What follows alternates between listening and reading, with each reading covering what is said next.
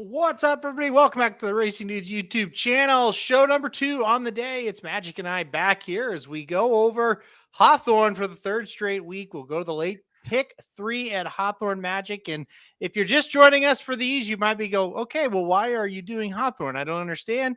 That's why we can show the races live on the YouTube channel because of Hawthorne. So once again, we are very, very thankful for that. Magic, we just saw a hell of a battle. Are you ready to keep going? Are you ready to see what happens? I am. I wasn't as worried about that race as you were, but the 2-5 winner holds off the 0 for 16 running 3-horse there right at the wire. Jareth Loveberry had to sweat that one out. Ooh, that got tight. If you did not watch the 6th race from Hawthorne, the 5 was way ahead, way ahead. And the 3, little by little, was getting there. The wire came just in time. The photo up on the screen now. You can check it out up on the screen there at Hawthorne. And it was a close one, but the chalk gets the job done over the long shot. Saratoga just ran their big stakes race of the day, and it looks like the 8 was the winner. Don't look back at all. And then the 5 came in second there.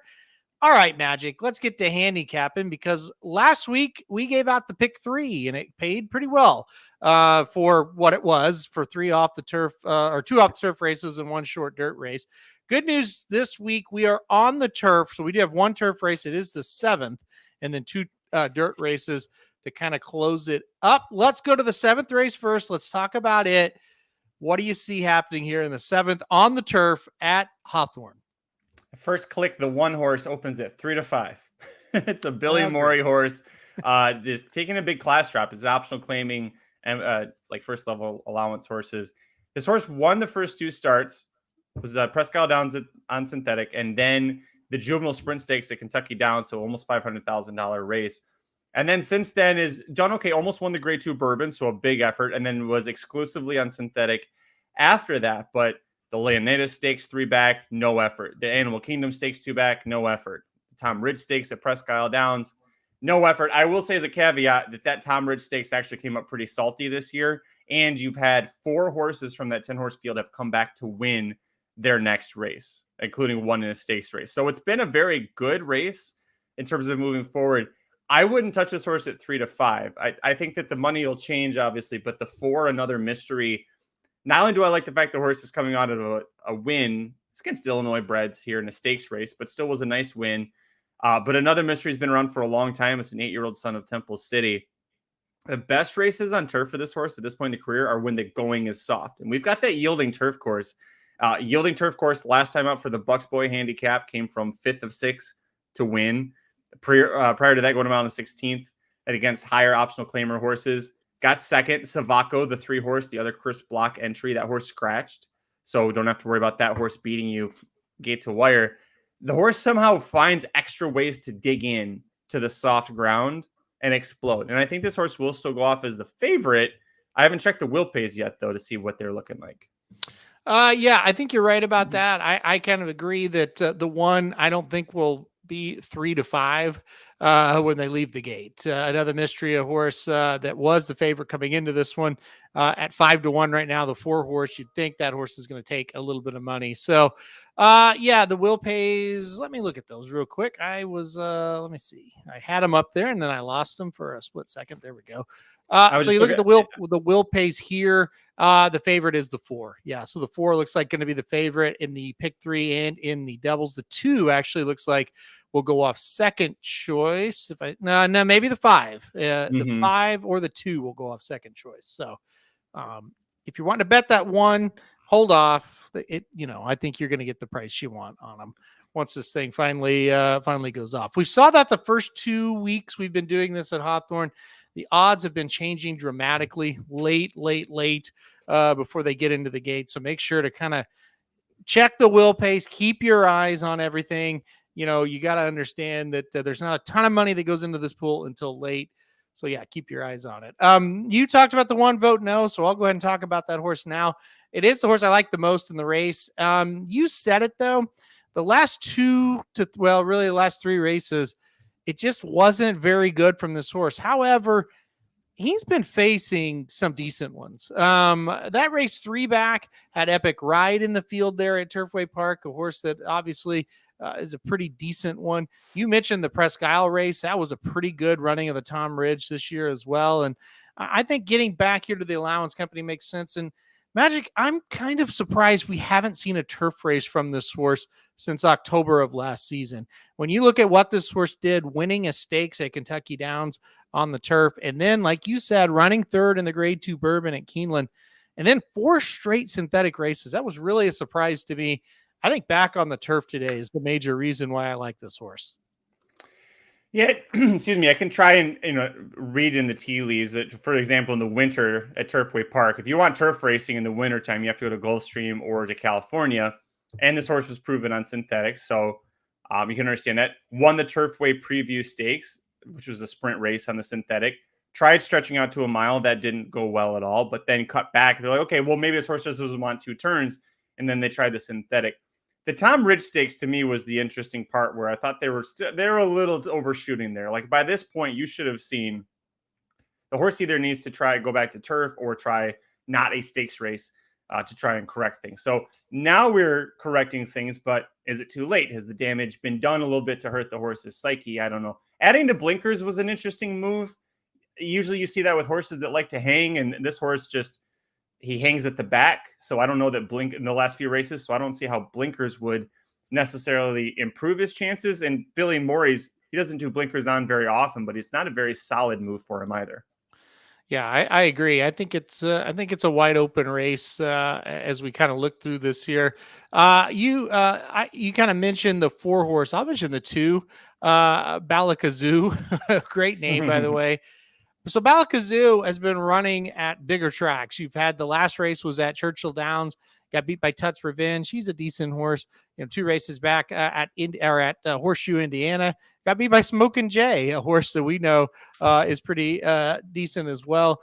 Private Creed beat this horse 3 races back. Super Quest. I'm just trying to make the point of Balakazoo. This is definitely a horse that is taking a big time drop in class, even though he's been running in allowances, but now he's in an allowance at a much easier field. So he makes a ton of sense to me as well. Also at Horseshoe, Indianapolis, the last time that have been 5 races back over a good turf course, this horse was able to win. So I thought that's a good sign heading into this one. It's yielding today. That is going to be interesting to see how it plays. Usually that track playing pretty heavy. You want to come kind of from off of it. And so we'll see if that is the case with this one. What did you think of the 2? I mean, I thought the 2 and the 5 were kind of the logical alternatives to the 1 and the 4. Yeah. If you were trying to go beyond those 2, I think this is a good one. I like that the horse had been, earlier last year, I should say, as a 3-year-old, was more forwardly placed in sprint races. The route races were kind of hit and miss, but did get second to Savaco. Pretty much this exact same setup bet in May of 2023. I don't know. You're coming out of a big race at Churchill Downs, Rito mentioned. You talked about Smokin' Jay beating this horse at Horseshoe Indy. So I think the horse will outrun the odds. Right now is 9-1. I just don't know that I see enough from this one to endorse winning. The 5, I think, is a little more interesting because we have a 6-horse field. It's not going to be a really contentious pace. I think the 7 goes, and I think maybe the 2 sits right behind. I think that sets up well for the 5 to kind of sit in that 3rd or 4th position and be kind of close, but within a few lengths. The question mark for this horse will be the yielding turf course. Does have a win on a good turf course at Horseshoe Indy previously on the page, but it's a horse's 8 for 16 lifetime. formerly with the block or is a team block owned horse and bred horse, but only was with Chris Block for one race. And then after that, his was pretty much at Horseshoe Indy the entire time. So I wonder, that's just kind of weird, right? Like, I mean, I guess maybe Chris Block doesn't run over there, but it's just it's an interesting thing that it's a Chris Block, his whole family, the guy who trains and owns the 4. Yep. They've got the 5 that they bred and own, but it's not one that he has his hand on. And yet the horse is 8 for 16 lifetime on turf courses. Sorry, 8 for 15 on turf and 5 for 8 on turf at this distance. Yeah, it is a very weird situation. I agree. And it's kind of trying to read between the lines. I'm not really sure what that means, Magic. So it is a strange situation for sure. Horses are in the paddock now. You kind of see them up on the screen. That is one of the cool things about it. On our live shows before, we've been able to comment on horses and things we see, but you're not seeing it as we're seeing it. We're now, it's on the screen. And if we see something, we will definitely say it. That 5 that we were just talking about, pretty gray horse there. You see him walking around in the paddock. Hey, this is a question, and I think it's a difficult question for me, and I wanted to ask you because you have had the pleasure of doing a lot of smaller tracks on FanDuel TV over the last couple of months. Indiana or a Horseshoe Indianapolis form versus Hawthorne form. Do you look at them as equals? Do you think Horseshoe Indianapolis is a little bit tougher than Hawthorne? Where do you kind of see these two tracks landing as far as the class level? I consider Horseshoe Indianapolis to be a step up, not a huge step up, but a step up. And a big reason is if you look at who competes in a lot of those turf races, especially because they've got a beautiful turf course and beautiful facility. I mean, you have Brendan Walsh, Eddie Keneally, Brad Cox always has horses. Steve Asmussen sends horses there. Like, you have class A trainers who are sending horses there for a middle of the week maiden special weight. They're not doing that at Hawthorne. And I don't want to dismiss our friends at Hawthorne. I just think that the Horseshoe Indy right now is just a slightly better class of horses that are there. So the 5 coming over with that form from Horseshoe Indy makes them even more enticing to me. Yeah, I totally agree with you. I think it's the same answer for me. I do think Hawthorne is a little bit better than, say, a Prairie Meadows, or a track like that, or a Charlestown, Mountaineer. I think those are below Hawthorne, but I do view Horseshoe Indianapolis. It's a little bit of a step down if you're going to Horseshoe from that track. And you mentioned it. You kind of get the B team or even sometimes the C team of the Kentucky trainers there at Horseshoe Indianapolis. And those horses sometimes can be pretty good. And, you get the big time trainers running there a lot. So I just thought it was interesting because it does kind of get a little bit tougher when you get in these middle tracks to kind of make sense of what's best. So but that's kind of the way I look at it as well. We are 12 minutes away from race number 7. Do you want to start building out the pick 3 ticket now, or are you ready? You let me know on that. Yeah, no, we can do that. Okay. Vote No is number 1, by the way. It's the horse that's on screen right this moment, Owen, as we're speaking. There he is. Yep. Vote No. And bet down to the 6-5 favorite right now, and now even money and next click of the tote board. So, it's not an exact science, but DRS projections are pretty good. They have the 1 projected at 4-1, the 2 at 5-2, and the 4 at 2-1. Okay. In terms of prices. Well, I would say that's closer than what we're seeing right now up on the screen. And again, you got to remember, not a ton of money in the pools. You kind of got to ignore the odds. That's with any smaller track. Kind of got to ignore the odds there until we get a minute or two before post time. So, all right. Okay. I think this is tougher. I think this is a tougher pick 3 than last week. So we'll start with this one. Where do you want to go? Who's like your must-use horses here? Man, with the pace setup and everything, God, I'm leaning onto the 5. Like the 2 block horses, honestly, 4 and 5 are where I'm leaning. I think you could use the 4 and the 1, but I like the 5 a little bit better than the 1 in terms of recent form and what this horse has done on turf, and second off the layoff, and actually was right there with a chance until very late off the long, almost 2 years Second place horse, Franz Joseph, won next out. So I would go 4-5 in this leg, but the 4 would be my top pick. All right. I would, I want to go 1-4. So 1-4-5. Would that make sense? Well, let's just say 1-4-5 for now. Sure. And then we'll kind of workshop it here. So we'll go on to race 8. It's a $5,000 claimer going a mile and 70. We'll have a field of 7 as the 1 and 2 of scratch. So race 8, and I do like the big favorite, number 5, Tis a Country Girl on top in this one, Magic. And I like the 7 a little bit as well. I went 5-7 in this spot. I'd be okay if you want to single the 5. Who do you like? I was 5-7 as well. That's funny that you mentioned that. I love the speed that the 7 showed, especially last time out. Sure, faded to be second by a head, but you were a head away from not qualifying for this anymore. So I would take the 7, the 5, taking the class drop for the Catman, Wayne Catalano, Loveberry riding. The 4 is an interesting long shot in the sense that you've got a 27% trainer, and with the jockey Alexis Santino aboard, 32%. With a 680 ROI, so they're getting prices home together.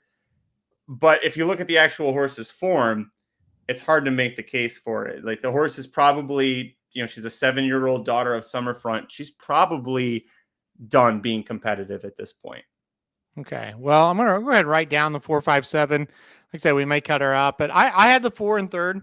So, I mean, we were exactly the same on this. So I'll go ahead and write it down since we were the same on this. Don't worry, we'll go back. We'll post the ticket up once we're done. We're just kind of workshopping it now as they walk around in the paddock for this one. 9th race. I came into this one. I thought the 2. I really liked the 2. 2-8-1 was what I had in that order. So you got any thoughts on this one? I had the 2 on top. I like the speed, and coming out of the Churchill Downs race was just in way over the head. Scratch that off. Other than they tried. A $40,000 claimer at Churchill Downs is like almost $100,000 stakes at a track like Hawthorne. That's a huge discrepancy. We've seen class droppers go from Churchill to Horseshoe Indianapolis and dominate. And so if we think that Horseshoe Indianapolis is a slight step up from Hawthorne, then theoretically the horse should pop here. 2 was top pick for me. Who else did you say you used? I had a 2-8-1 as the top 3. 2, the 8, Easy Fast. Yeah, with the Vito and Santino. And as far as the 1, seems to fit finally. Like, you've got to like the fact that the horse broke the maiden for 25,000, and they kept running back at 25,000, and finally are going to cut it in half, which is what you taught me, which you learned from Kelly von Hemel. That's what you're supposed to do if you want the horse to be competitive. Yep. Yeah, that is a good thing as you handicap it there. Say your horse wins, breaks the maiden for 20,000. Theoretically, a $10,000 claiming race, first time after breaking the maiden, is where they're supposed to kind of fit, and that's kind of you'll see that a lot. You'll see that happen a lot, and I think a lot of people look at the form and go, "Well, hell, the horse just ran for 20K and now it's in for 10. They must not think much of it." No, it's just one of those situations. Maiden claiming races are pretty easy. And you don't necessarily have to run a 10K maiden claimer. If your horse is a 10K regular claimer, you can, run for a little bit more. So that is kind of the rule of thumb there, and if you win a maiden special weight, you usually try to go to an allowance and then you go down to the claiming ranks, stuff like that. So it's always something to keep in mind. But yeah, half the claiming price of the maiden claiming price to the next race usually is the kind of the rule of thumb. My big concern with the 1 horse is that maiden win also came in the slop, and nothing has come really that close to replicating that effort on all fast dirt tracks. So it could be the price tag that helps this horse. Maybe it's the slop that moves it forward. Okay. Well, I have no problem throwing that one out, but do you have anything else you want to put in there? No, I was really just the 2 horses that you had mentioned, other than the 1 that I liked in this race. Well, I mean, we can play a 3x3x2 ticket there. I'd be at, $12. That's nothing, to worry about. And I think that's about what we played last week, is about $12 or $15, $16. So is it that much? I thought that'd be $9 for 50 cents, 3x3x2. Oh, I was doing it for $1. Oh yeah, so that would be it'd be $18. Neither one of us right. You were right. $9.50. Yes. Yeah. Mark this down, folks. I actually was right about doing math in my You head were today. right. You were right. Never happens. I mean, if you want to do that, I'm not married to anybody in the ninth. So if you wanted to just go with the 2 and Yeah, the 8, let's try to beat the 1. Just okay, I'm worried that the slop is what really moved the horse up. that's fine. Okay. And Alexa Centino is going to hop onto the 8 for the first time instead of staying aboard this horse. When Centino was aboard for the maiden win, was aboard last out, wins second, and still hops off. I'm with you. Let's do it. I like it. Let's do it. All right, I'll write it down here on the banners, and I'll put it up for you guys here just in a second. So we are going to try to do it again here. We're going to try to come up with another one. We'll see what happens. Last week, it was a nice cash. Actually, the first week we cashed it as well. I think we made like $5. These last 2 weeks have been tough because they've been really short fields and off the turf. So now that we have on the turf here and in bigger fields, there we go. Hey, all right. Yep. So we're starting off at this race. If you want to play along, 145 with 457 with 28. So we did work our 4 into the ticket there, or onto the ticket there, I should say, in that second race. Magic. We'll talk about that one in a second, but I'm kind of glad we've got a little bit of coverage. We've had 6 races on this show, 3 the first week, 3 the second week. It has been extremely chalky. It to me, it just kind of feels like we're going to get a price or 2 home on one of these shows, and it could be this one. So I like that we've got a little bit of coverage. Long story short there. Many people are happy when I have plenty of coverage. So that's also a good thing. That goes without saying. I was looking at, I know that there are almost about 3 minutes to post. I was checking out Del Mar. Third race, yeah, it's off. Yeah, they ran the third race. The 8 got the job done. 8-5-6-2 at Del Mar. If you're following along there. So the 8, I think, was either gate. I didn't get to watch all of it, but it seemed like the 8 was ahead for most of the race. I don't know if it was gate to wire or not, but was on or near the lead pretty much the whole race. So. Oh, and Captain Chuchi's is in the next race. Yes, that is correct. Are you excited for that? Such a weird name. That's a group of broken dream horses right there. In the next race, yeah, there's no doubt. Canada Gate, Winterfell. Yeah. Ugh. Yeah, there's some gross ones in that next race for sure. Canada Gate, it seems like, hold on, I'm going to look at that. He lost last time out to somebody that wasn't too bad. Well, yes, Pony Express, Canada Gate finished second right. Last time out to Pony Express, who's in the Jim Dandy. So it'll be interesting to see what Canada Gate does there as well. So we're 2 minutes to post here from Hawthorne. We'll get you update on that Del Mar Boulevard of Broken Dreams race. You're also 8 minutes out, from Saratoga, where the favorite right now is 7-2. So at a wide open race there at Saratoga to end things. So back to Hawthorne here. You see the 2 up on the screen. That's one we did not use. I'm going to be mad at you if the 2 wins. I like the 2 a little bit. So if he wins, put a win bet down at 7-1. No. I'm rolling with this pick 3. I don't go against the family. So we'll see what happens here. I don't know. I think that 2's going to make a little bit of a run though. But yeah, I'm more than fine with the 1-4-5. I think that makes the most sense. I was looking ahead at Del Mar. There's a 20-1 shot in the final race that I really like. Well, let us know. Sweet Odyssey, 20-1. Phil D'Amato, Kazuchi Kimura, by twirling. You're gonna go sprinter route by twirling candy out of a fleet Alex mare named Busy Caroline, who was a multiple graded stakes winning turf router at Churchill Downs.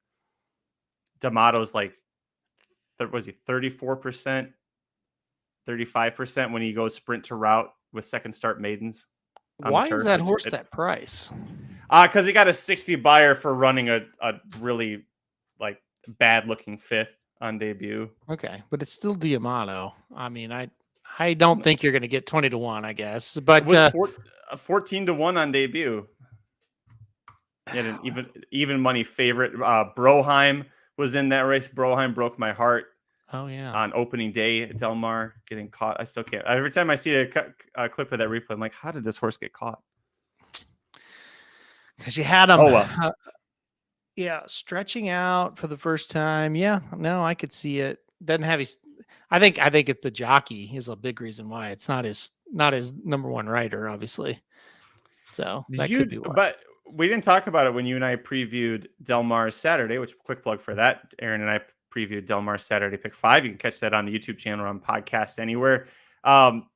Antonio Frisu and Phil D'Amato have like horrible stats together. And you look at them and go, why the hell? Like the best turf trainer, one of the 2 or 3 best turf jockeys, and they've got like an 8% win rate together. Yeah, I don't know. Can't figure that out. One of those weird angles for sure. Anyway, I like this 5 is a pretty horse. I'm just gonna say it. You can say that. Dennis is playing an exacta. He's on 4-5 over 1-2-4-5. I like that. Hey, listen, 4-5 would be fine for us. That'd be good. Yep. I think the 5's who we need to root for as far as getting the best price home for sure. Let's get a 5-2 straight exacta. That's the best case scenario for you and I and Dennis. Yeah, definitely not. Don't want that 2 winning. Looks like Dennis doesn't want the 2 winning either. So, yep, that'd be fine. I think the 4. I don't think the 4 should be this price. I'll just say that. I think when you look at it, the 4, sure, got a chance to win. We got him on the ticket, but I think the price is getting a little bit short if you want to just bet a win on the 4.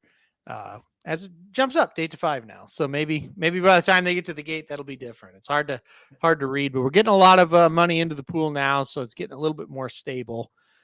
We'll see what they actually go off at, but who would you at these odds right now? Who would you take to win, like for a straight win bet? The 1. Okay, I still would go with the 1. It's getting dangerously close to where I wouldn't though, but I just feel like it at 5-2, you're getting enough. You knew it was going to get bet down a little bit from that price. So I would still go with the 1. You have to be realistic. When a horse is 5-1 and you read the form, you're like, yeah, no way. Well, the horse isn't going to go off at 5-1. You got to kind of know like that Jackstown at 15-1. You go like Jackstown at 15-1.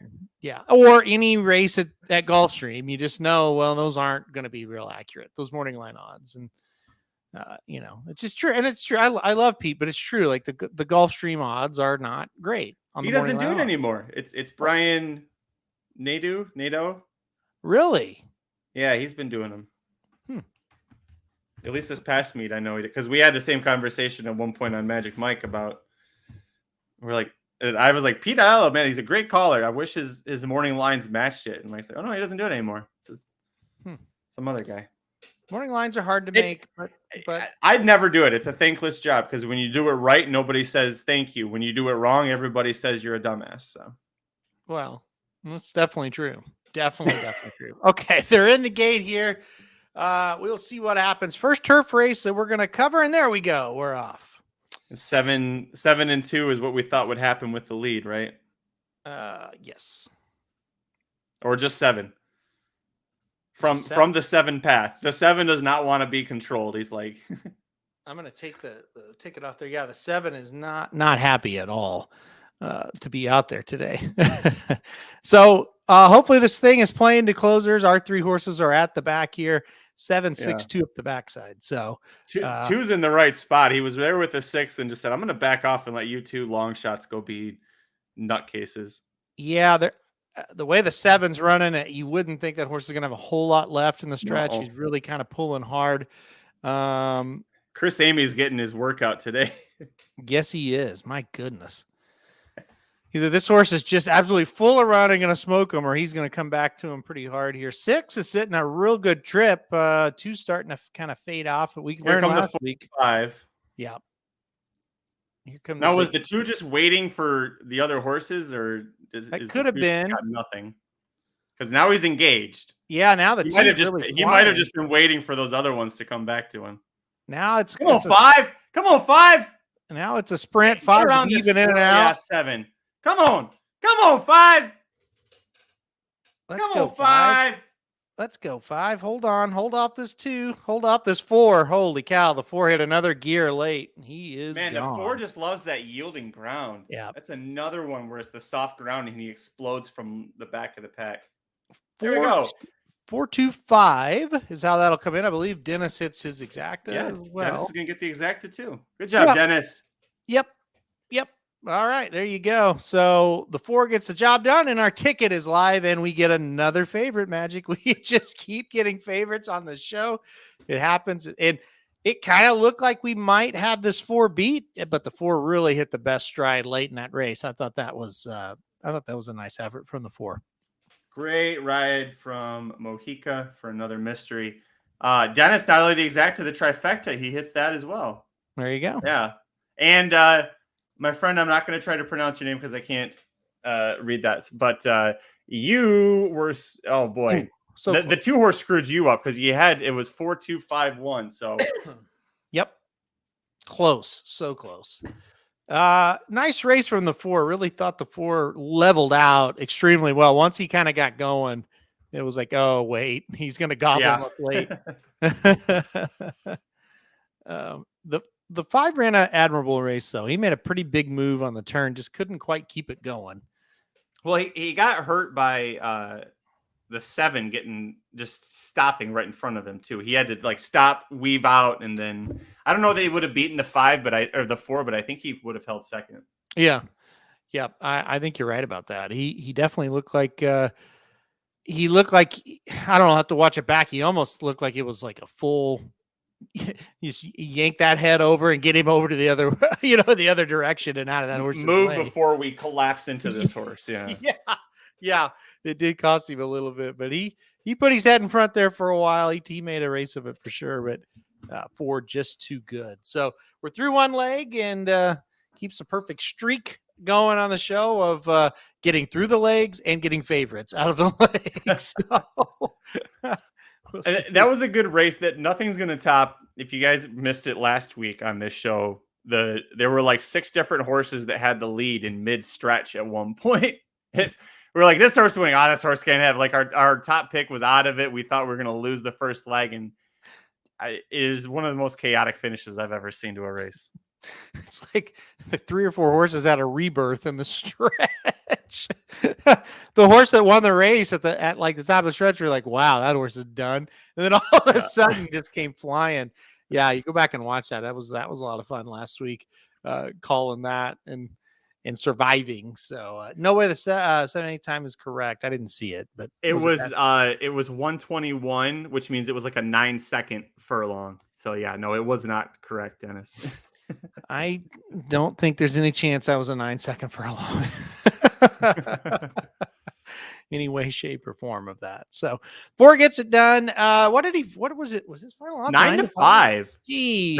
Now that's a very playable price. It's hindsight, but that horse, if you had told either one of us that 9-5 was going to hold, I think we would have said, yeah, you could play the 4 of that. Yeah, it felt to me like the horse was going to go down in odds, not up. And so, that's a playable price. Like you said, playable price for sure. And 9-5. That's a horse that we've been following for 5 years now. Yep. I mean, you go back to the Bald Eagle Derby, Fairground Circuit. This horse has been around for a long time, an 8-year-old in a lot of big races. So it's cool that he can still go out there and win races like that. I just got a really funny text. Maybe I'll read it a little bit later. That was hilarious. Okay, so you're right. Yeah, we have been following this horse for a while, and it's kind of weird how sometimes a horse like this will end up at Hawthorne or places like Hawthorne. It's just like, they just try to find spots to win. That, to me, that's what separates the good trainers from the average ones. They're good at finding spots for their horses to win, and there's no shame in bringing this Illinois bred up here and winning an allowance over this track, with the purse, and you get a bonus, I'm sure, for winning an open bred race as Illinois bred. So good job there. All right, next race 8, field of 9. As we go, or excuse me, field of 7, as 2 have scratched. It was a field of 9. I'll put the banner up here, 4, 5, 7 in the middle leg here. That's what we're playing for the pick 3. And as you look at the odds there, 5-1, 4-5, and 7-2, those are sure to change. Magic, we talked about it, but we're both on the 5 here. Any more thoughts on the 5?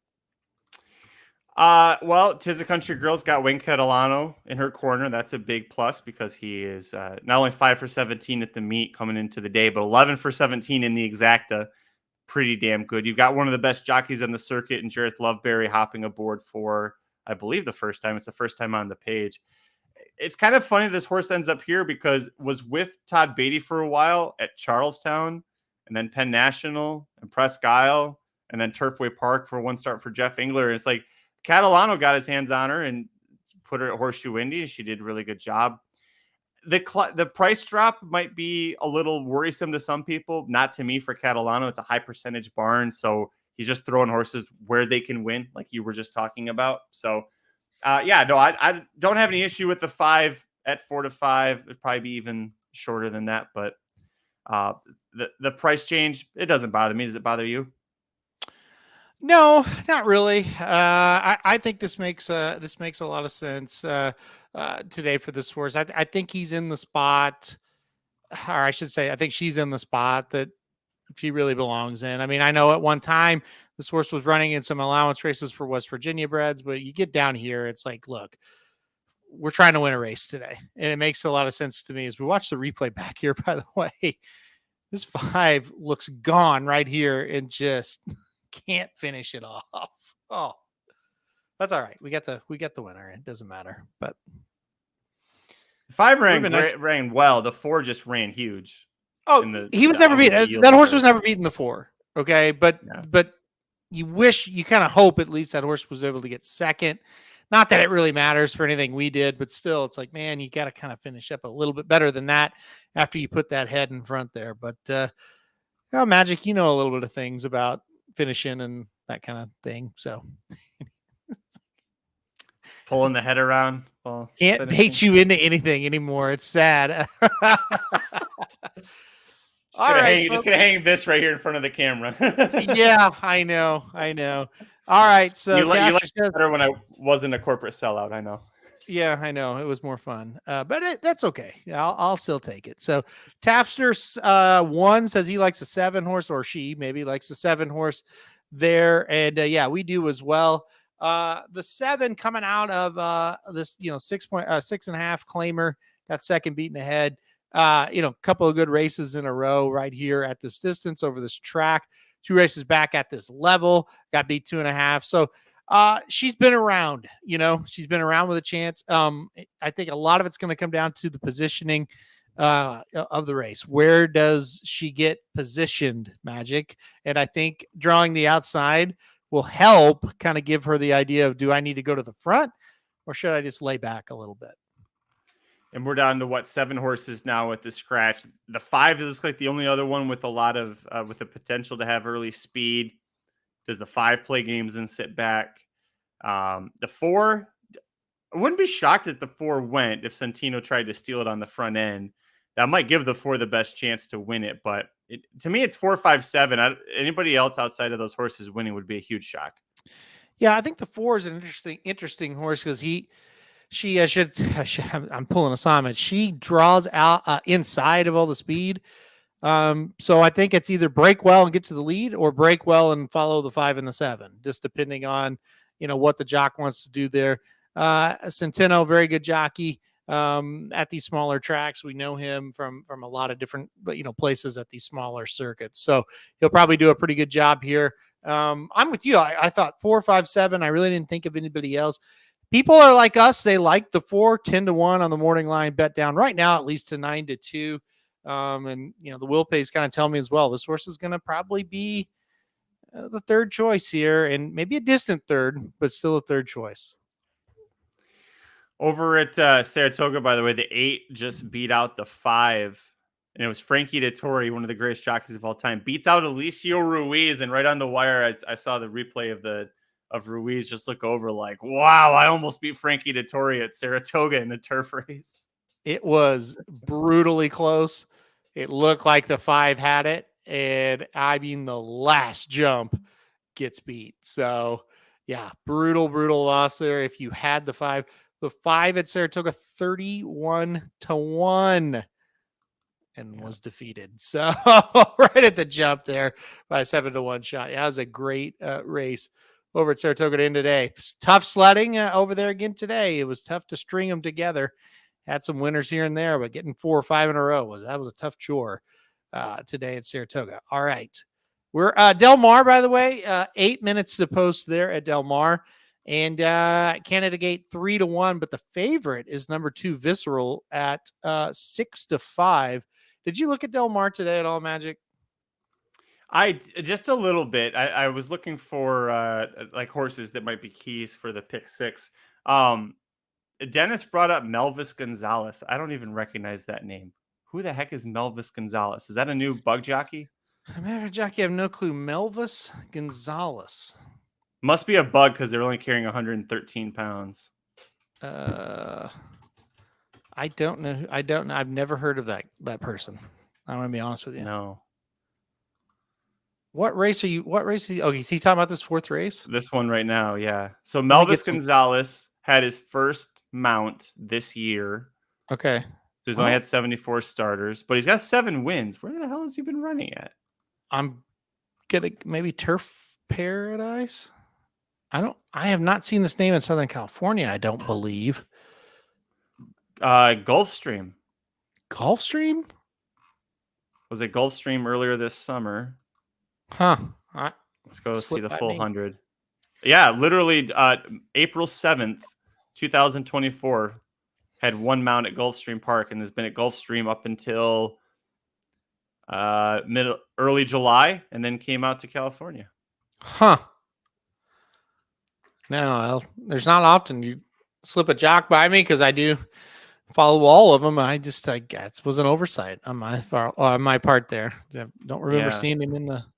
It to me it tells you he's not riding much that you like in the past performances, and that could be a big reason why I missed it. So there you go. Well, he's on the 7 Battle Cruiser.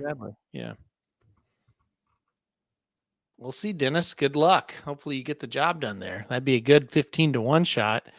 I don't know that I would want to bet the 2 at 7-5. So taking don't bet anybody in that field at 7-5. Nobody in that field. No, I'm with you. I thought Sadler's other horse, the 8, made a lot of sense. But we'll see. Maybe Dennis is kind of got a read here on the 7. You look at 7 Battle Cruiser. Horse ran 3 times, got second last time out. Pretty good race last time out at this distance at Santa Anita. And Dennis mentions the workout. Not something I'm interested in, but it does. Maybe he thinks the horse is sharp. We'll see what happens. I mean, a 45-1 work and you put a 7-pound bug jockey on, that's probably going to be at least for a few furlongs. Yeah. Shotty said she's ready for Winterfeld. Don't let her down again. It's a horse that is 0 for 4. Got beat 13 links on debut, 5 3/4 second out, 7 links third out, 18 3/4 fourth out. I guess my question is, why are you still on this horse? Because she likes Game of Thrones. The answer is she loves Game of Thrones. See, I don't watch that, so I don't know what that even means. Okay. You saved yourself a whole bunch of build up in blue balls by not watching Game of Thrones. So, okay. Congrats. I won't start. Sounds good. I don't mean this in a mean way. It's not a show I think you would like very much. It's very like fantasy, dragons, that sort of thing. Medieval. You're right. I would not like it. Yeah. And I don't want to watch it. All right. You got it. Yeah. We are now 12 minutes away. Emily Gluckson and Jim Miller breaking them down there for you at Hawthorne in the paddock right now. 4, 5, and 7. That's who we're using in the pick 3. The 5 currently down to 4 to 5. I think that's probably where this horse is going to land, Magic. Don't you think? 4 to 5, 3 to 5. Yeah. Maybe some late money coming in. It bumps it even down to 2 to 5, but I would guess around 3 to 5. The 4, I mean, you had a couple of scratches, so like the 2 was 5 to 1. So that money's got to go somewhere, but a lot of it seems to go on the 4. 10 to 1 morning line, 7 to 2. Literally, is this just a jersey name play? Like, you're like, oh, look at who the trainer is, who the jockey is, so we're going to bet it? It could be. Yeah, that could be. And again, that kind of money does actually move the pools right now Yes. at Hawthorne, and that kind of money won't move the pools once we get to the gate. So that could be something like that going on as well. We're going to see him here in the paddock pretty quick. We'll kind of take a look at what we're seeing, kind of do our best Maggie Wolfendale impression here, which is not good because Maggie is 30 million times better than you and I when it comes to looking at horses in the paddock. But we'll do our best. Maybe we can have her on next week, Magic, to do this. I thought you were going to say she's 30 million times better looking than us. I was like, yeah, there's also that too.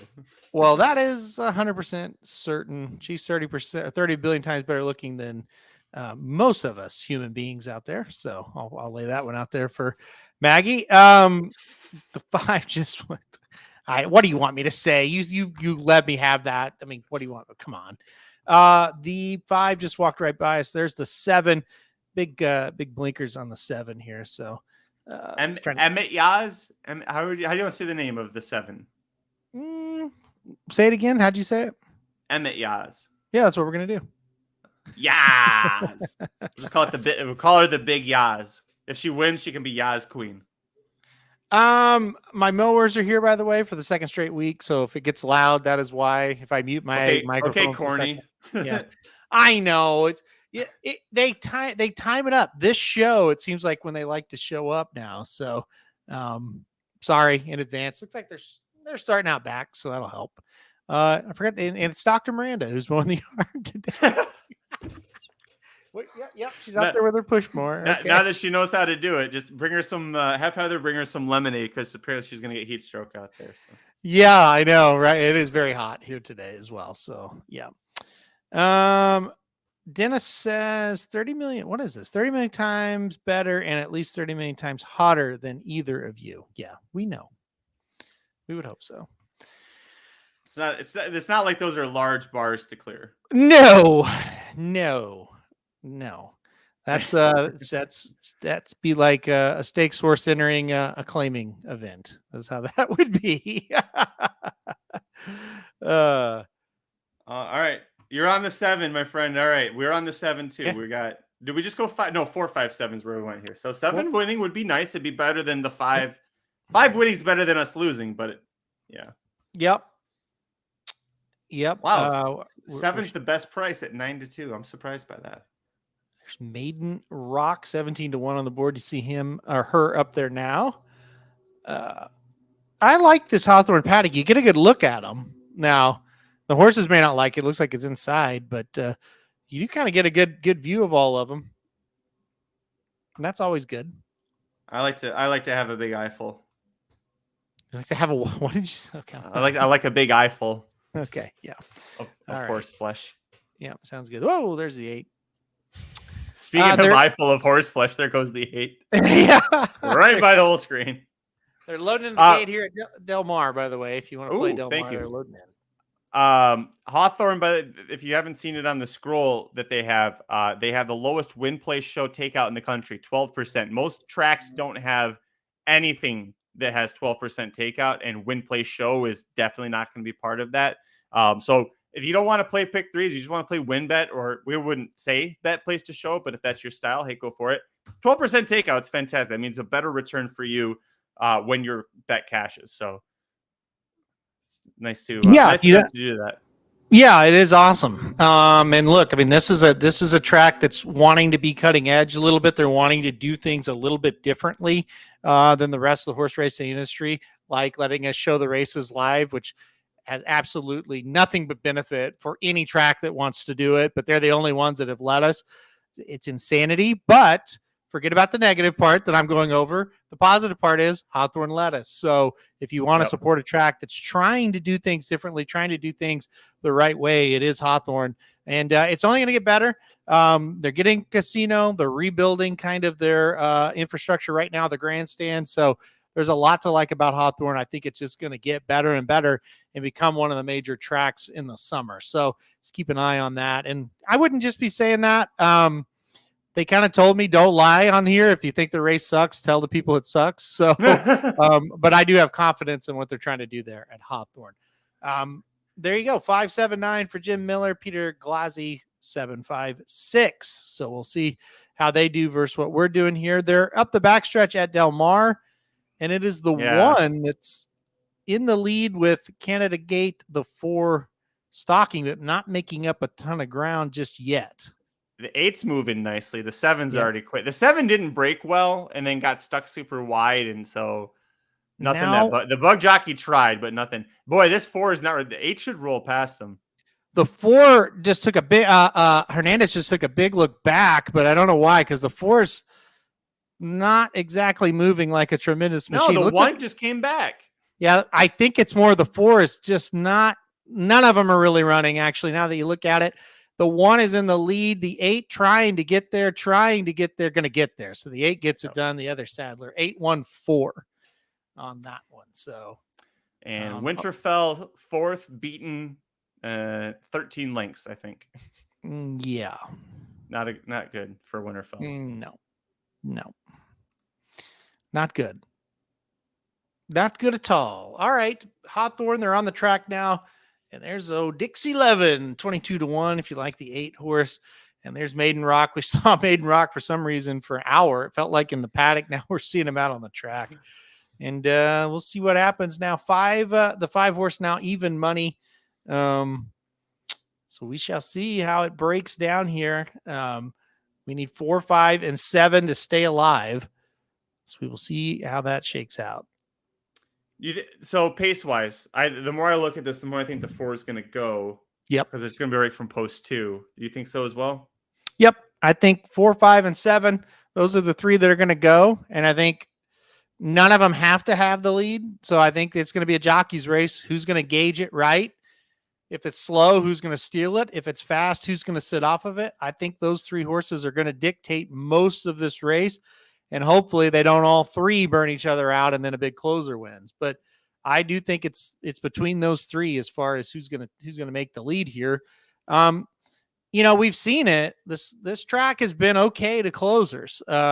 Closers. Now we did have a gate to wire horse last week when we were doing the show, but closers have won the majority of the races we've covered.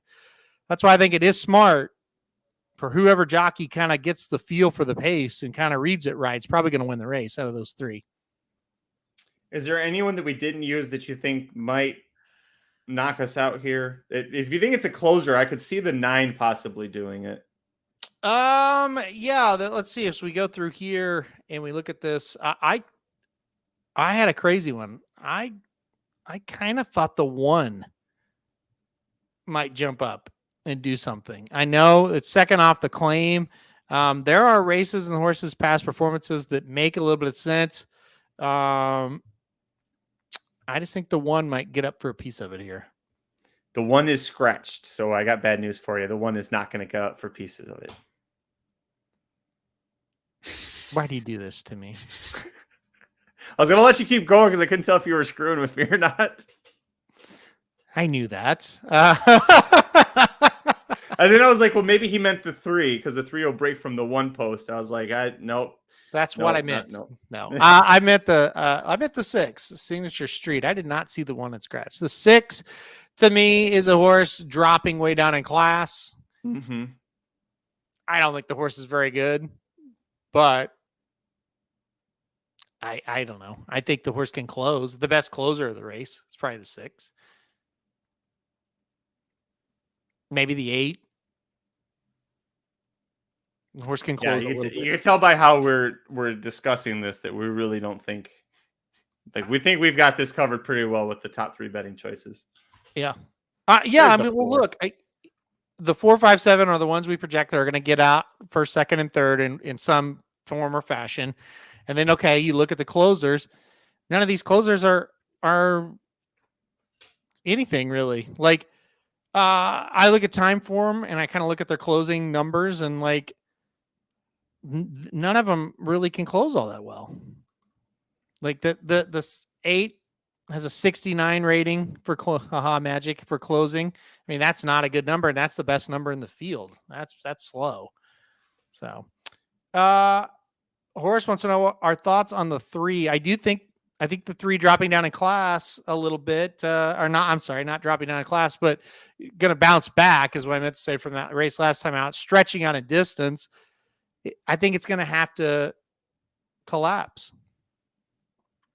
Yeah, it's hard to on the page. It's hard to make the case for it. If this was like the first time the horse was at Hawthorne after being at Fairgrounds with that running line at Fairgrounds, I could probably endorse it. But you've had, I mean, because it's an Illinois bred, it's in for a $7,500 claiming tag instead of $5,000. So if you're wondering why there was a price difference there, so the horse was at the same class level last out and did nothing. Was last beaten almost 23 lengths. So it's hard for me to make a case. Horace, if you like the 3 at all, would love, and I mean this, I would love to hear your reasoning for it, because maybe you're seeing something that I'm not, that we're not. But it's, yeah, from everything on the page, it's just hard to endorse this horse. Yeah, it's again. I think if it collapses, this is the horse that's going to be like they're a little closer than the rest of the closers to maybe make a move. But this horse was 22-1 last time out, got beat 22 lengths, 99-1, 2 races back, 75-1, 3 races back. I mean, this horse really hasn't taken any money and isn't taking any money here. I just can't make a case. I don't know a race where you could really put this horse that you're going to feel confident about it. But look, if you think this is going to be a meltdown, again, this is kind of one of those horses that he can, or she has shown she can pick up her feet and pass a few horses in the stretch. Like that has happened before. How many is the big question. I mean, at these prices, the 3 horses that are going to be forwardly placed, projected to be forwardly placed, are the 3 favorites. So if you think it's a meltdown, take whatever, say you were going to spend $20 to win, split that $5 on each of the 4 long shots, because one of those will pick up the pieces. The 3 that we're using are forwardly placed. If you think it's going to collapse, $5 to win on any of those horses is going to return a nice chunk of change for you. And especially because you get that 12% takeout. So that's something to help you out even more. Yeah. So tell us how to pronounce your name. I would love to know this, but a Turkish horse trainer with 25 years experience is this commenter, and is a big fan of the 7, who we have. The price has now come back down on her, but she's 5-2 second choice. So that makes me feel good. A 25-year horse trainer is saying that the 7's got the best look out there. Let's do it. We would love for the 7 to come in. There's no doubt about it. That'd be just fine with us. The 4 would be fine too. Either one of those would be just fine. Yeah. Really, anything that gets a win is fine. Like, well, look, I'm sick of favorites, so I don't really want the 5, even though I get it. But it's like I'd really like to be live to something that's not $15-$20 profits, but any profit's good, so we'll take it. If the 5 wins, we'll take it, right? But I would love to see something else here. We'll see. We'll see what happens. Well, it looks like they're loading, or not loading, but they're getting very close to the gate here. We'll see if the 7 gets the job done. We'll see if the 5 or the 4, or maybe it's a big long shot here. There's a lot of ways you can go in this one. Let's see. We're almost to the gate here. I'm Japanese, and here the 5 already won. That's a great comment. The 5's already won over there.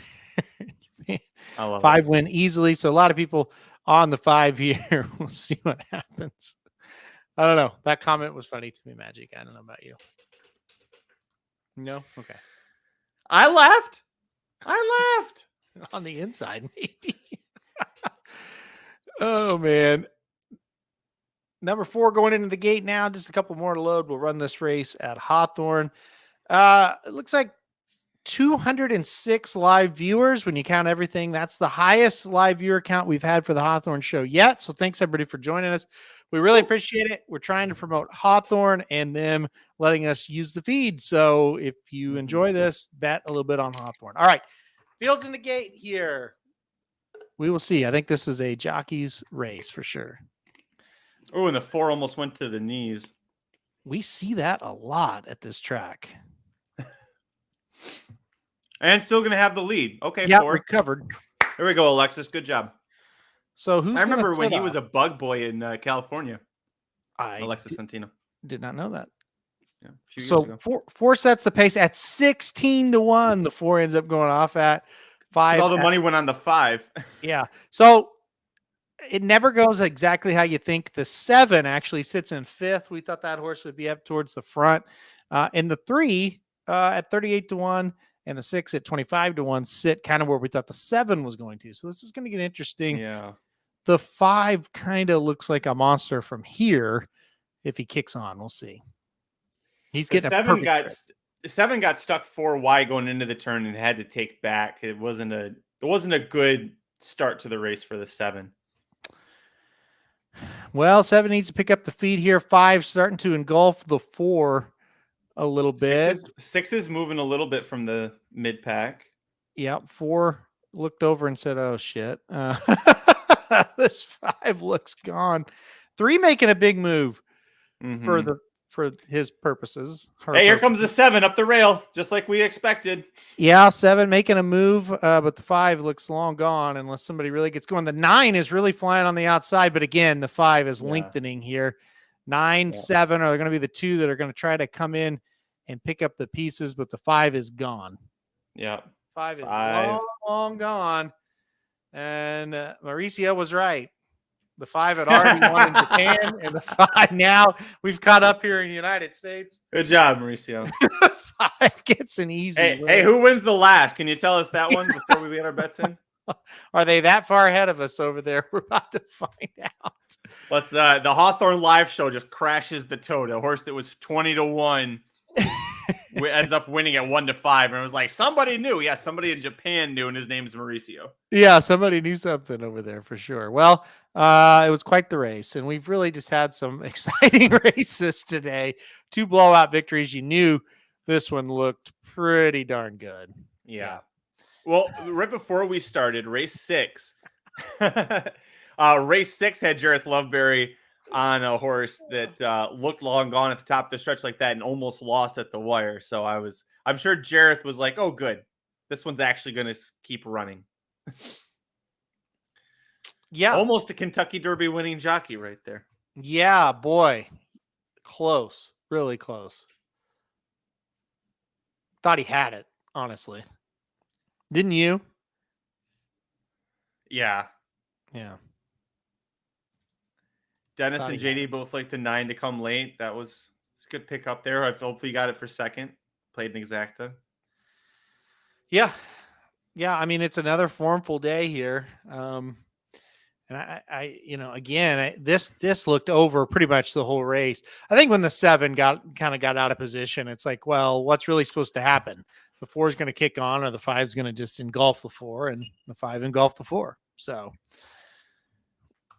I thought the 7 actually ran okay considering how poorly she broke, and then she doesn't like to be off the pace like that. So for her to actually come up and get, as well beaten 3rd, but to get 3rd in that, I thought was pretty good. No, I agree with you. You kind of said it coming up the rail there, made a little bit of a run and just kind of flattened, but I think had the excuse. It just didn't get the positioning. You're going to look at that horse's past performances next time, and you're going to go, "What? How in the hell?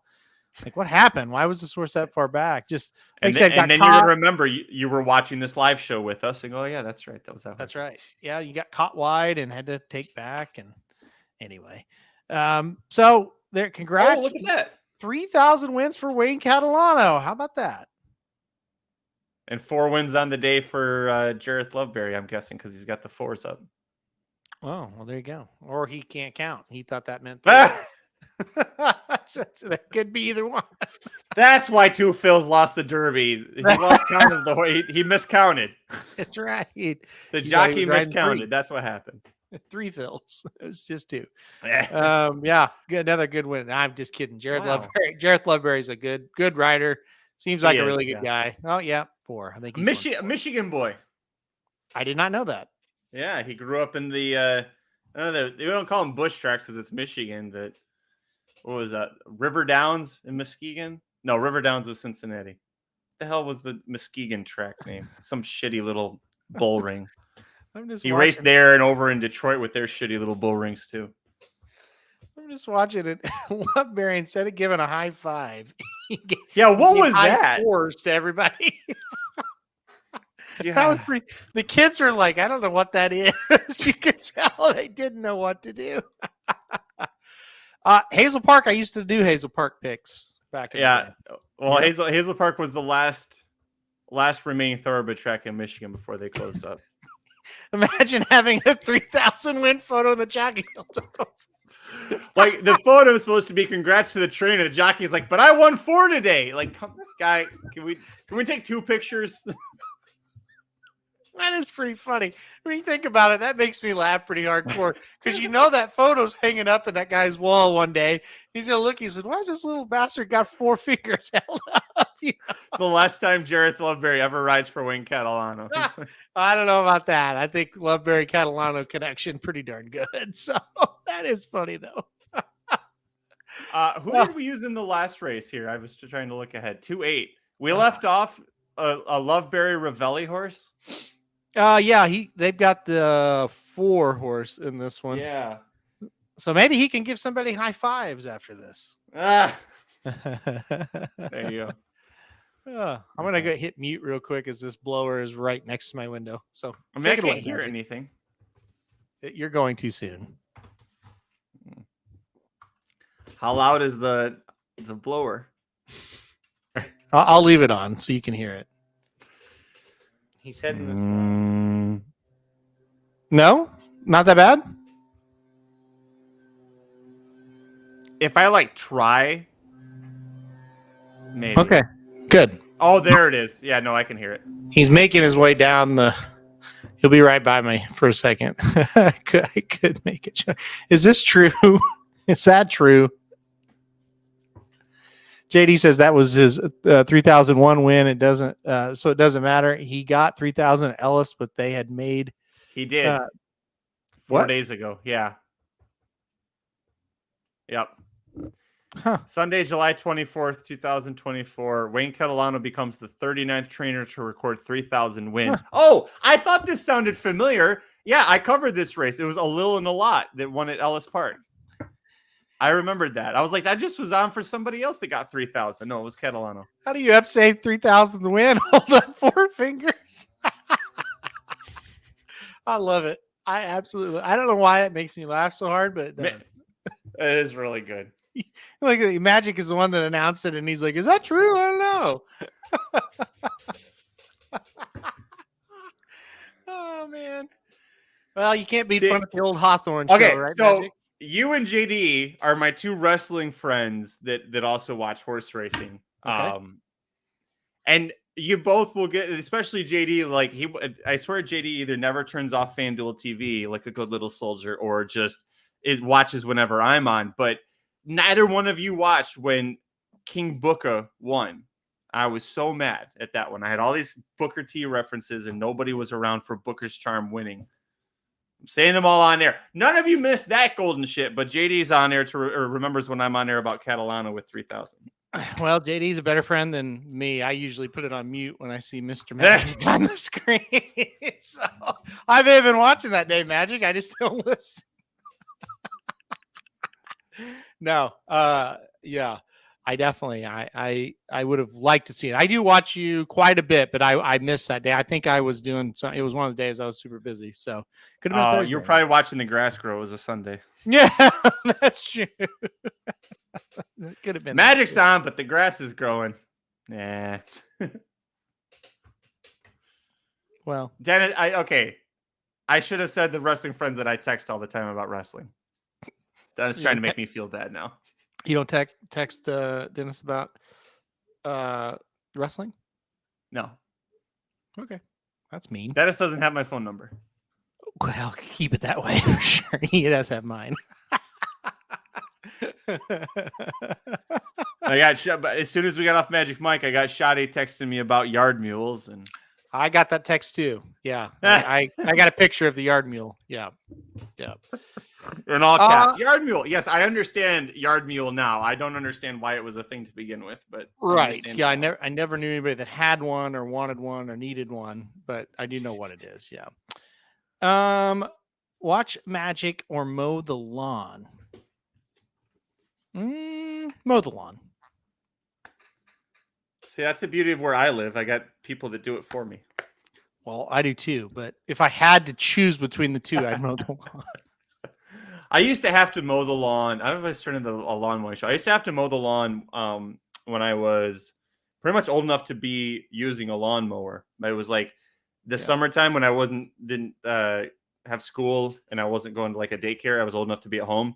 My parents just loaded me up with chores all day, every day. And so mowing the lawn, raking the leaves, I wanted to like chop down every fucking tree that we had because I hated raking the leaves. It wasn't even that. It was like we had lots of trees with acorns and stuff that would fall, and like the little tiny pine cones. So those I had to get all picked up because if the mower went over them, it might chop up the mower blade. Yep. No, that sounds familiar. I was the same way. I always had a lot to do, and I was like, why can't I just play video games? Yeah, right. Yeah. Just quick. So now all I do is play video games just to make up for lost time. Well, yeah, exactly. NCAA football 25. Did you get that? Yeah, I've gotten it. It's great. I love it. I haven't gotten to play it today though because I've been on the air for like 20 hours. But when I'm off the air, I'll probably just play it for a while. That's for sure. Yeah.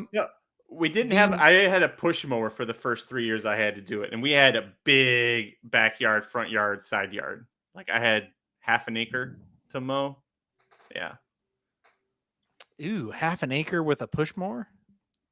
Yeah. So when I finally got onto a riding, then I had to just use the push mower for the trim. But well, sure. You got to trim the hedges. You want those hedges trimmed real nice and fine. It's okay. That's enough. The 2 is paying.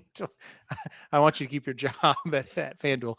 The 2 is paying $26.90. The 8 is paying $13.60. So those are our payouts.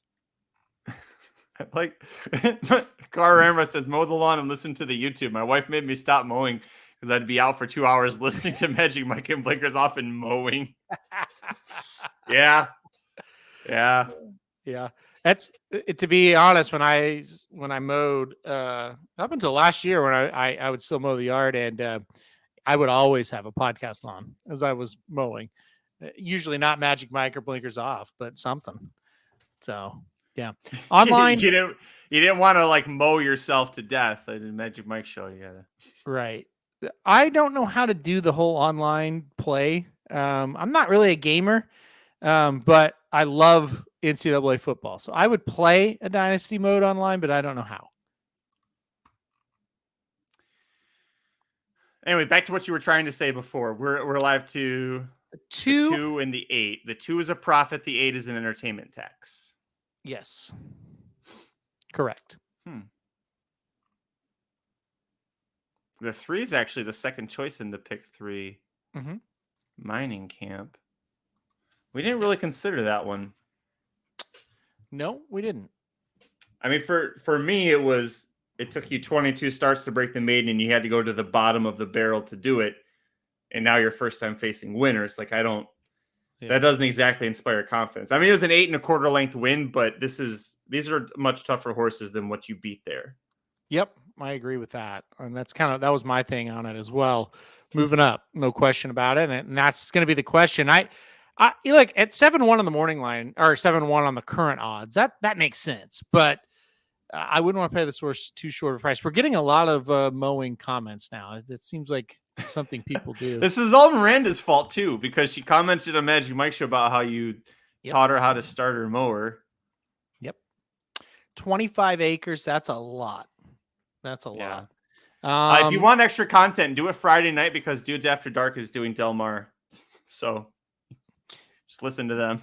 Or you just save up, and when you do your 25 acres, you do Dudes Who Bet Sports, and then you do blinkers off, then you do Magic Mike, and then you're probably still not done. You need other stuff, and then maybe that's when you go to Dudes After Dark. I don't know, Haberstroh, I don't know if you're into wrestling. If you want to get into wrestling, Jim Cornette podcast, that's a good way to kill a few hours. Cultaholic has a 8-hour podcast every week that you listen to 1.5 speed, and they sound like British Mickey Mouse.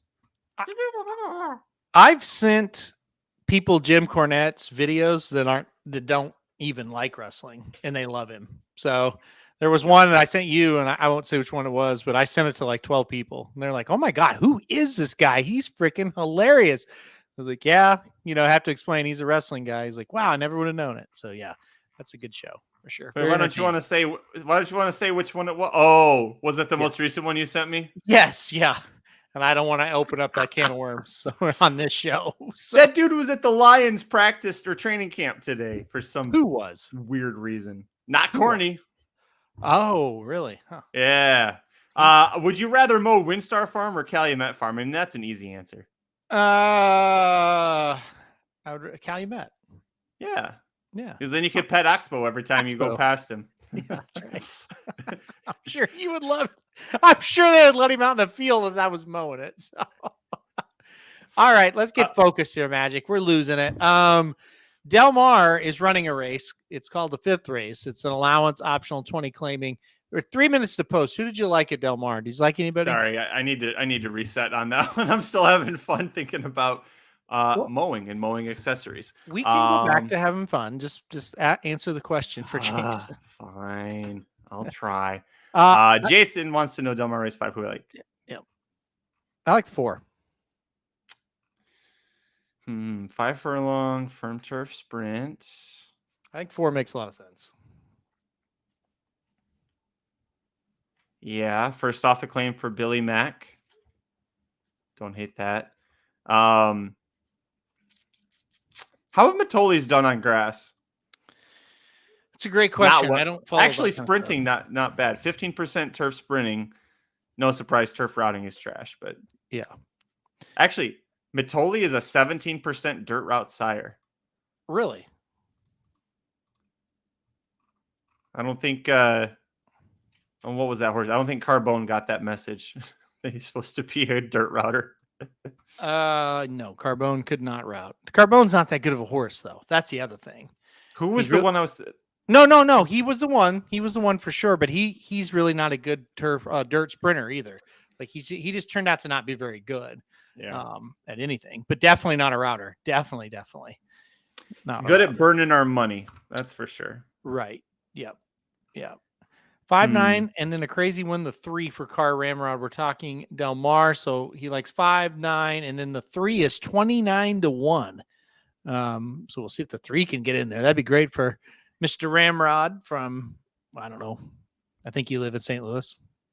I shouldn't say that though. I don't know that for sure. I think he's a Blues fan. So you know what? Speaking of wrestling podcasts, I started listening to Cody Rhodes' new one, and it's not bad. He had R-Truth on, that's why I started listening to it. He talked about how St. Louis, they eat more barbecue sauce in St. Louis per capita than anywhere else in the country. Huh? I'm not surprised, but I didn't know that. No, like more than Kansas City, more than the Carolinas, Texas, like per capita, more barbecue is consumed in St. Louis than anywhere else. So there are a million barbecue places in St. Louis, and there's a lot of really good ones. There's a place called Pappy's. It's really super good. There's several, but no, I wouldn't have guessed they were number 1. That's for sure. Never would have guessed that. Thanks for that. What about old Woody's Smokehouse? You have some good times there? Old Woody's Smokehouse? Or Big R's. Big R's barbecue. Are you looking at places in Joplin, Missouri that you can barbecue? Yeah, you can go to those 2 places. There's actually a place in my hometown, Aurora, called Hogtied. That is the best place around. Hogtied? Yep. Okay. Oh, yeah. I pull it up and it says the first one is Hogtied. Yeah. Yep. It's super good. World champion brisket. Their brisket is unbelievably good. Yep. How's their mac and cheese game? I feel like that's something that gets overlooked at barbecue places. Like you just throw together shit.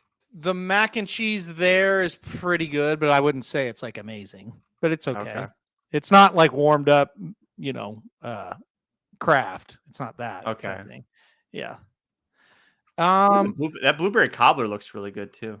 My neighborhood is one of the partners in the Pappy's. My neighbor, is one of the partners in the Pappy's group of barbecue joints. That's cool. That's very cool. I love it. St. Louis eating plan for JD. Emos. I love emos. Yeah, it's great. It is great. My toga schedule totally up in the air. I'm going to watch John White get inducted into the Washington Hall of Fame on the 10th of August, that weekend. I might be there, Whitney. I might be there, Alabama, and then I'll definitely be there, Traverse. But my schedule's kind of effed right now. It sucks. Yeah, but at least you get to, I'm very jealous that you're going to get to go to Emerald Downs for John White's big ceremony. I'm low-key really excited about it. We're also going to go watch the Mariners, but I wish it wasn't in August. Like, I wish it wasn't during a Saratoga weekend, but yeah, I am really excited about it. I think it's going to be a blast. They're loading in at Del Mar if you want to bet there. The 5 is going to be the favorite. I know that's a good one. That's a good comment. I did like the one. We didn't get to talk about it, but excuse me, I did like the one at Del Mar. I thought could be sneaky. All right. Oops, that's Hawthorne. There's Del Mar. Okay, here we go. I agree. Provel doesn't sound good in theory, but on a pizza, like a thin, crispy cracker pizza. So there was a place, Car Ramrod. I don't know if you'll know it or not. I bet you do. It was called Calico's, and it was downtown, about 3 blocks off of Busch Stadium. They had the best pizza. It was kind of emos-ish, but better. Calico's, I miss that place. It closed down. I think it's a bank now, I want to say. I went in there so much that I knew the owner by the time, or the manager. And I didn't live there, but I would go, and every time I'd go up there, I was there. Anyway, 4's in front here. Baby Kristen, top pick for me. Baby Kristen looks big right now. The 5 looks good too, though. So 4 or 5 both look pretty good. One's buried in traffic. 4 looks tremendous. Can't lose from here. Come on. Get home 4. Get home 4. Oh, boy, they're coming. They're going to engulf the 5. Here comes a crazy long shot, the 3. Can't get all the way up. Can you get all the way up? No. 4-3-6. 4-3. Yeah. Oh, they had 3 or 4 locations around town. I didn't know that. 1 3 minutes from my house. My wife grew up in. We loved that place. Oh, it was so good. It was. So I was slightly buzzed, walking around, looking for a place to eat. Saw that they had the Calico like awnings, like the 3 colors. And I thought, oh, let's just go in here. And it started a tradition. I went there every single time. I absolutely loved it. Yeah, I miss that. Every time I drive by that place, and I like I said, I think it's like a Bank of America or something now. It's a bank of some sort. I think, man, that sucks. So I saw Alex Smith there one night too. Back when he played for the 49ers, he was in there eating. Yep. Ooh, cannelloni. That's good. Who? Gosh, one of my family members always got that. It was pretty good. Yeah. Well, that's the thing. They had all kinds of stuff. So, all right, the 4 gets it done at Del Mar. Taking advantage of that new, Nick brings up that Golden Gate horses so that they can fit and be part of the Southern California future going forward, not just at Del Mar. They wrote races so that if you won for $21,000 or less, it doesn't count towards your conditions. So, yeah, sneaky move there by Billy Mack. Well, he did a good job. He had a horse ready from gate. I mean, just gate to wire, the horse dominated. So that was fun to watch. Good to see. All right. Well, this has been a fun show. Talking about anything but Hawthorne here. So we're 3 minutes away from Hawthorne's. Any final thoughts on this one? We need the 2 and the 8. Anybody you're kind of regretting? Well, on nameplay at least, the 4 for Ravelli and Loveberry. At first time facing winners and broke the main for $15,000, but looked very much the winner when winning. And now Mojica's usually the go-to rider for Ravelli, and he's going to be on the 2 so that's a good sign for us. But if someone beats us, I could see it being the 4. A son of Matoli. JD's brought up in the chat that the 1 is a Wesley Ward horse that took 10 starts to break the maiden, former Wesley Ward horse that he dumped off for $7,500. So I'm not worried about that horse, but that is like the class dropper. I guess a little worried because we initially were 1, 2, 8 here, and the 1 is who we ended up kicking off. So Let's see. The one who's on the screen right now. That's the easiest. That's the FanDuel way of doing it. Let's talk about whoever's on the screen if you need it. 3 is Mining Camp. Oh, that's the horse that, yeah. It took 22 starts to break the maiden and had to go to 6250 claimers to do it. So not going to be for us. There's the 1, the Reds and White Silks. The 2, we liked Extra Halo. Tons of speed. Big class drop here. Broke the maiden for 30,000 at Churchill Downs. Anytime a horse can break the maiden at Churchill Downs and come to Hawthorne, it's going to be good enough to win. Yeah. 2 was the horse I liked the most. The 8, Easy Fast, James DeVito. Big class drop after trying allowance races. Broke the maiden the second start, 6 furlongs. Actually, since then, the 2 starts since then have not been dirt sprints.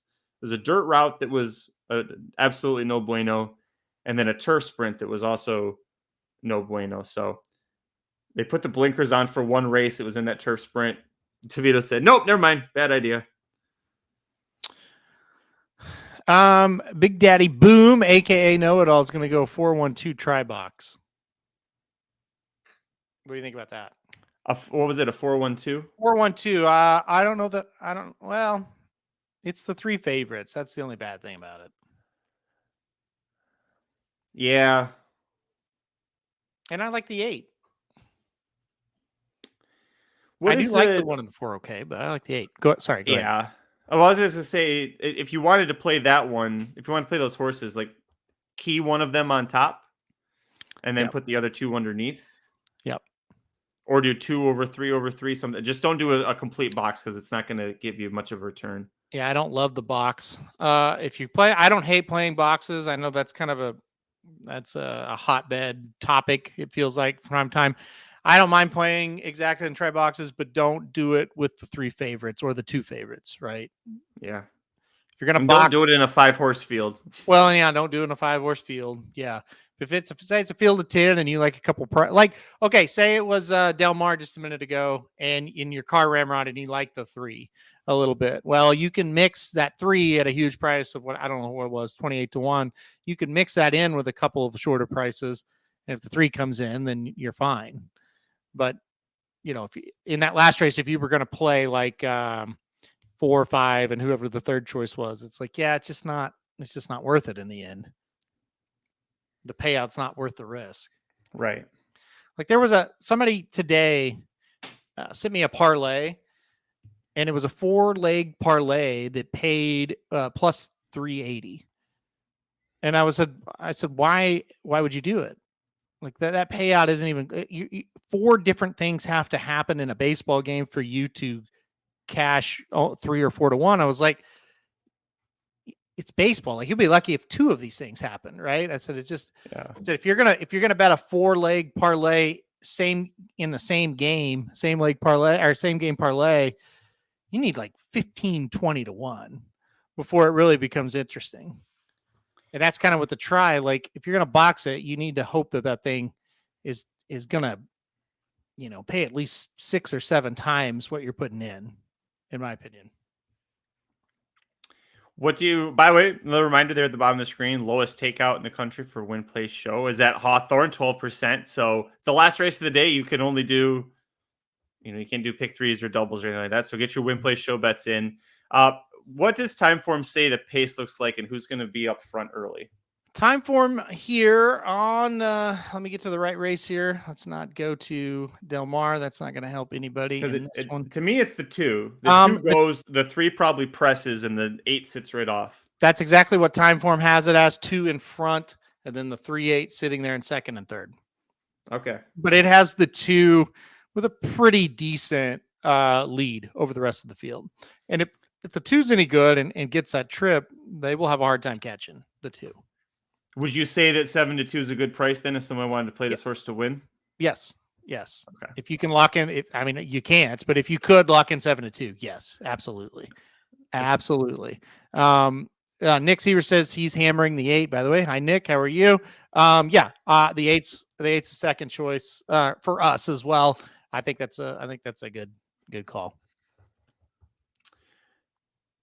The jockey on the 2 was standing up almost like he was about to take a dump as the horse was taking a dump. out the back. It was real. Did you see that? He I was did sitting not. up like like that up above as the tail was raised and poop was coming out. Anyway, glad I Kevin could B's reenact picking up that. wings right now. Blue cheese or ranch? Blue cheese. Blue cheese. Not even a question. Yep. Okay. To me, blue cheese is basically ranch with cheese. So you get cheese with your dip. And Okay. what about you? Neither. Oh, I didn't know that was an option. I mean, I'm also like a huge wuss when it comes to spicy food. So I'm not. Give it to me. I'm not worried about it. Not a wuss. okay. I did not take you to be someone who could handle spicy, just because you're very. Let's say you're picky about food, but you're very selective about your food. No, I'm picky about food, but I like wings. Like, I am very picky about food, but wings, that's on the list. I Spicy like wings, you don't care? Yeah, I'm not picky about spice. I'm picky about different type of stuff. Yeah, yeah. But sure, if you say blue cheese, I'll say blue cheese. But I'm not eating that. Well, there's my pickiness. I'm not going to eat ranch or blue cheese. That's disgusting.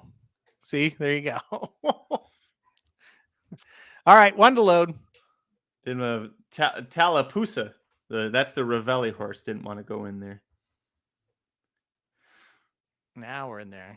Nightcap at Hawthorne. Whoa, and the 3 and the 1 set down. Oh, God. Oh, boy. Oh, Pull that feed down. Let's pull that down. I'll look it over in the corner just to make sure he gets out. Holy shit. I don't know how, but the 1 is okay.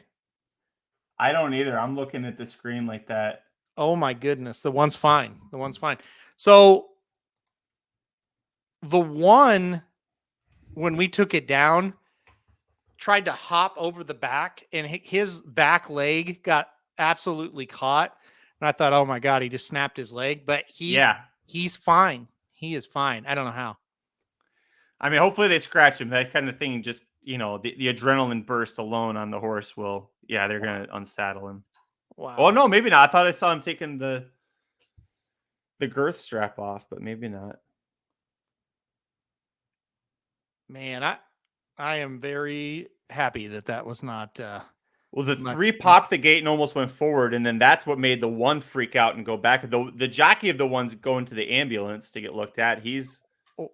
Well, that's the thing. I lost track of where the jockey went. I've seen some horses flipping the gate, and it's never fun. That was about one of the worst ones I've ever seen.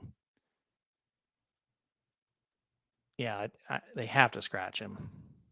Yeah, he's coming out. He's scratched. Yeah, the 2 got scratched too. Really? They just took the saddle off the 2. Really? I wonder if the 2 got kicked, because those, I'm telling you, when we took it off the screen, the 1's legs were absolutely going everywhere. And I'm not trying to be morbid at all, guys. Just trying to be honest. I thought the horse was done for. And I was like, well, we've had enough of this for the day. I was going to end the show. Like, it felt bad, but he's fine. We got it. He was walking fine. I mean, he's probably cut up, but I don't think he's any kind of danger or anything like that. Yeah. I mean, the fact that like humans and horses, that they all came out of that. That was crazy. 3's getting back up. The 3, if you support, the 2's out. You're totally right there. The 3 did break through the gate, but I don't think really went anywhere. So if you're thinking about betting the 3, I don't think the 3 cost himself too much here. I didn't like the 3 before. I wouldn't like it now at 7-5. But with the 2 out, the 3 might be like the pace scenario just changed. Like 3 and 8 now are going to be part of that pace, and now the 4 I think could get involved more as well. Yeah. Oh, listen, this totally changes everything. The 2 was the big pace play. That horse is out. I did not see the 2 get kicked, but I think there's a real good chance the 2 got kicked. So, hopefully that Carlos is all in on the 3. Carlos loves the 3, and now the 3, like you said, the 3 and the 8. That's the horse that the 2 horses that should be on the lead now, and try to control this thing. And you look at 7-5 on one, even money on the other now. So if you like the 8, like Nick did, gross. Yeah. Let's try and lighten things up. Smoked wings or fried? I don't know. I guess I've had smoked wings before. I'm definitely fried wings. I want that fried crunchy batter. Yeah, I think you could go either way. I'm with you. I think fried is the best way. But I've had smoked wings before. Had them at J.R. Renders in Kentucky, and it was they were very, very good, very good. But I don't think you really go wrong. I think they're both really good. I think it's all about the sauce, honestly. Yeah. Also, I mean, honestly, how inebriated am I? Like, the drunker I get, the more I want fried crunchy batter. Like, I could absolutely appreciate a good smoked wing, but yeah. There was a when I lived in Florida for half a year. Boy, now that 4 is about to rear up there, geez. When I lived in Florida, there was a place called like a chain of spots called Gators Out. I think it's Gators Outhouse and or Boathouse, probably Boathouse. That's more appetizing than Outhouse. That they had on Wednesdays. It was like all you could eat wings, and they'd bring them out 10 at a time, and you just tell them what sauce you wanted on them. Oh. Sounds great. I once had, what was it, 34 wings in one night? Yeah, I was 21. This is a different time in my 34. Life. No wonder you've got stomach issues. They're all in the gate. Let's see if they go. They're off. All right, they're off. There we go. Oh. The 8's not part of the pace. The 4 is going to go for it. 34 wings. Jesus. Yeah. Here we go. I don't recommend anybody try that. No, that sounds awful. I could like 10, 12. That's about the right number for me. I mean, these were also smaller wings. They weren't like definitely not B-dub style wings. It was all you could eat, you know, for a reason. Like they were small. The 8's moving like a freight train, by the way. 8 is making a massive move. Let's see if he can sustain it. That's always a question with these lower level horses. But yeah, it's going to come down to the 3 or the 8. It looks like, at least as we come into the top of the stretch. And there goes the 8. The 3 going to battle back here. We might. Well, we got this. Here comes 8. Oh gosh, a little bit of a swerve action. Here comes the 5. This might get tight for the 5. 5 is moving quick. Right at the wire. 5. Who was the 5? Alvin. Alvin was 37-1. Wow. Well, we got our price finally. Just 30. We saw a price. We didn't get the price. We saw a price. 37-1. I mean, even if we'd have time to rework this ticket, knowing the 2 and 1 would scratch, I still wouldn't have played the 5. The horse broke the maiden for 15,000. 2 back, has been routing this entire time. Tried turf for 2 races that didn't do well, and then came back here. Like, this horse has never gone one turn in its life. The 8. That's crazy. The 8 stopped. That's what happened. All the horses were re-rallying on the 8. The 8 flattened out bad. Well, the 8 had to make like a huge wide move in the turn like that. It didn't. But that's Chris Amy on the 5 gets the win. Chris Amy did it again. There you go. I love him.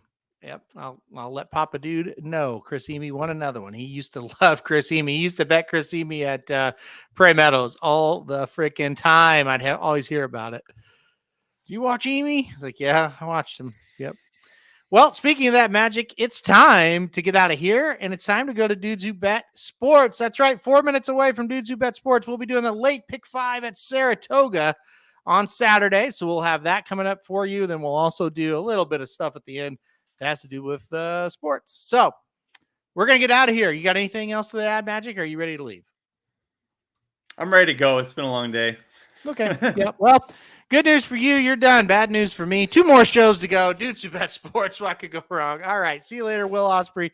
We will talk to you guys next week, and I'll talk to you guys here in 4 minutes. Thanks, everybody, for joining us, and we'll see you next week. Thank you for listening to another episode of Blinkers Off. Join our horse racing community at racingdudes.com and follow us on Twitter at racing_dudes. Want to make money betting horses? Bet with the Racing Dudes.